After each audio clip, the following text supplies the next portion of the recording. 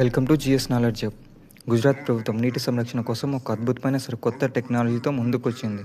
South Korea అధునాతన సాంకేతికతతో మన దేశంలోని అత్యంత అరుదైన 2 ఎయిర్ ఫిల్టర్ రబ్బర్ డ్యామ్లను గుజరాత్ రాష్ట్రంలో మొట్టమొదటిసారిగా నిర్మిస్తున్నారు.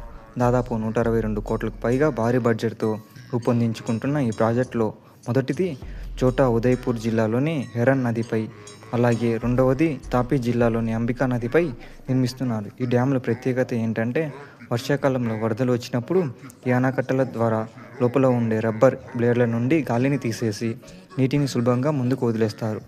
నిల్వ చేయాలనుకున్నప్పుడు ఆటోమేటిక్ సిస్టమ్ ద్వారా మళ్ళీ గాలిని నింపి నీటిని ఆపుతారు. దీనివల్ల చుట్టుపక్కల గ్రామాల్లో భూగర్భ జలాలు పెరగడమే కాకుండా వేలాది హెక్టార్ల వ్యవసాయ భూములకు సాగునీరు అందుతుంది. మరి పర్యావరణానికి ఎంతో మేలు చేసే ఈ సరికొత్త రబ్బర్ డ్యామ్ల టెక్నాలజీపై మీ అభిప్రాయాన్ని కింద కామెంట్ సెక్షన్లో తప్పకుండా పంచుకోండి. అలానే మన ఛానల్ని సబ్స్క్రైబ్ చేసుకోండి.